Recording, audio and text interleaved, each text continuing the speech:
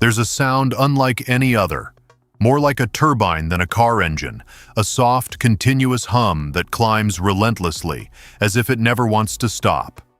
Anyone who's heard it once never forgets it. That sound came from a Japanese car that, for 24 years, defied everything the automotive industry took for granted.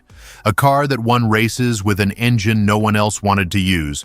A car chosen as one of the best sports cars in the world at a time when Japan was demonstrating its full potential. And in 2002, it disappeared. It was still admired, still had thousands of fans, but the world was no longer the same. And Mazda decided to close that chapter, although to this day many enthusiasts still think it was a mistake. Today you're going to discover the complete story of the Mazda RX-7. You'll understand why an engine unlike any other was, at the same time, its greatest strength and its greatest downfall. And you'll discover that the official explanation for its demise only tells part of the story. As is almost always the case in the automotive industry, the official explanation and the real explanation are not exactly the same thing. Welcome to AutoLedger. To understand why the RX-7 disappeared, we must first understand why it was so different. Most cars in the world run on a piston engine, cylinders that move up and down, a system that has remained fundamentally unchanged for over 100 years, but Mazda chose a different path. In the 1960s, the company invested in the Wankel engine, also called a rotary engine, which instead of pistons moving up and down, has a triangular rotor that spins inside an oval chamber. The result is a vibration-free engine, incredibly compact and capable of reaching revolutions a conventional engine can't. The problem is that almost no one else believed in it. The 1973 oil crisis drove most manufacturers who had tried it out because it consumed too much fuel, polluted too much, and the problems outweighed the advantages. Mazda pressed on anyway, and in 1978 launched the RX-7. The famous RX-7 wasn't a car for everyone. It was small, lightweight, and designed exclusively for driving, with no room for large suitcases, rear seats that were a joke, and fuel consumption that was generous in the worst sense of the word. But whoever drove it immediately understood why it existed, because the rotary engine mounted behind the front axle gave the car near-perfect balance between nose and tail. The steering responded with a precision that much more expensive European sports cars envied. And when the engine revved, that distinctive sound filled the cabin in a way that no conventional four-cylinder could replicate. It was bought by the engineer who wanted something technically fascinating, the weekend driver looking for the most agile car possible for the least amount of money, the motoring enthusiast who knew they were buying something no other manufacturer in the world offered. It was a different way of thinking about what a car should be, and in the sports car market of the 1980s and 90s, that was exactly what it took to stand out. In 1991, Mazda won the 24 Hours of Le Mans with a rotary-powered car, becoming the only Japanese manufacturer to win the world's most famous race with an engine that most engineers at the time considered a technological dead end. It was a victory that shook the industry and confirmed what RX-7 fans already knew. The rotary engine, when properly developed, could compete with anything. That same year, the third generation of the RX-7 arrived, known among enthusiasts as the FD, with an organic, rounded design, pop-up headlights, and a silhouette that seemed straight out of a dream. The engine was the 13B RE-W, with sequential twin turbochargers, the first exported from Japan with that system. Car and Driver included it on its list of the 10 best cars in the world 3 years in a row. Road and Track called it the epitome of purity and excitement in the world of sports cars, and it was the best RX-7 Mazda had ever built. And it arrived at the worst possible time. The car was still brilliant. What was starting to fall behind was the engine. The Wankel has a characteristic that no engineering improvement has managed to completely eliminate. It consumes more fuel than an equivalent piston engine and generates more unburned hydrocarbon emissions. Furthermore, it deliberately burns oil to lubricate the internal seals that keep the rotor turning, which isn't a defect but part of its design.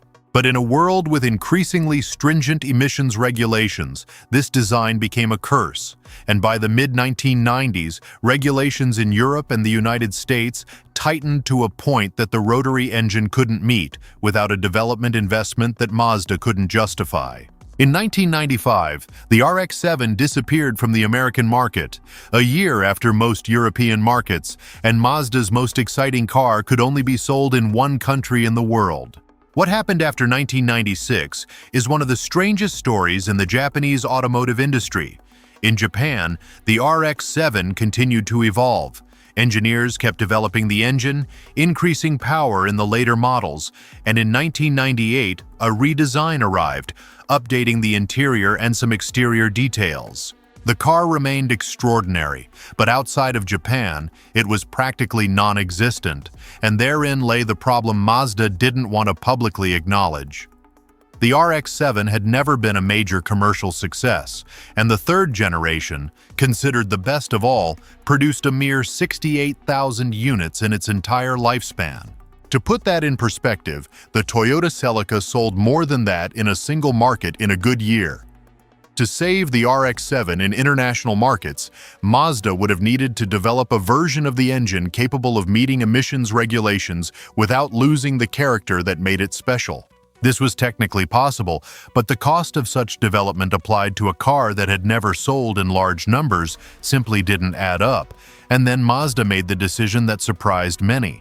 Instead of investing in saving the RX-7, Mazda developed a successor, and in 2003 the RX-8 arrived with a rotary engine but naturally aspirated instead of turbocharged, producing 189 horsepower, 4 proper seats, and a design with rear-hinged doors. A different car, more practical, more accessible. RX-7 fans greeted it with disappointment because it lacked the same intensity, the same sound, and in 2012, the RX-8 was discontinued for failing to meet stricter emissions regulations. The successor had died for the same reasons as the original, and something in Mazda's approach hadn't worked. There's something the RX-7 left in popular culture that goes far beyond car enthusiasts. In 2001, the movie Fast and Furious put a Mazda RX-7 FD in Vin Diesel's hands in the opening scene. It was the protagonist's car, the chosen one, and in a film about speed and street culture, the director chose the RX-7 as a symbol of what it meant to own the most desirable car. That year, the RX-7 hadn't been sold in the United States for 6 years, so a car you could no longer buy new in the country where the movie was filmed became the object of desire for an entire generation. Searches for used RX-7s skyrocketed after the film's release. Used car prices soared, and a movie did more for the RX-7 than any marketing campaign Mazda could have designed, which said something very clear about the mistake the brand had made. The official version of why the RX-7 disappeared is this. Emissions regulations in Europe and the United States made it impossible to sell the car in those markets, and without those markets, the figures didn't justify continuing production. That's true, but it's only half the story. The other half begins much earlier, with the decisions Mazda made over the years about how to invest in the development of the rotary engine. The Wankel emissions problem wasn't a secret. Mazda engineers knew it perfectly well. They knew the regulations were going to get stricter, and for years the investment in that development was insufficient. The reason is simple and difficult to defend publicly. The RX-7 never sold enough to justify the cost of solving its problems. It was a niche car in a world moving toward SUVs and practical sedans. And within that already small market, the RX-7 occupied an even narrower corner. Emissions regulations were the official reason for the closure, but the real decision was not to invest enough for years in solving a problem that everyone at Mazda knew about. An extraordinary car with an engine that had no equal in the world died because the company that manufactured it was never willing to pay the price of keeping it alive in the global market, and the signs were there since 1995. Nobody wanted to see them for what they were. The last Mazda RX-7 rolled off the assembly line in 2002, and before ceasing production, Mazda manufactured the Spirit R, the final edition of the FD, with 1,500 units in 3 versions depending on the transmission type and seating configuration.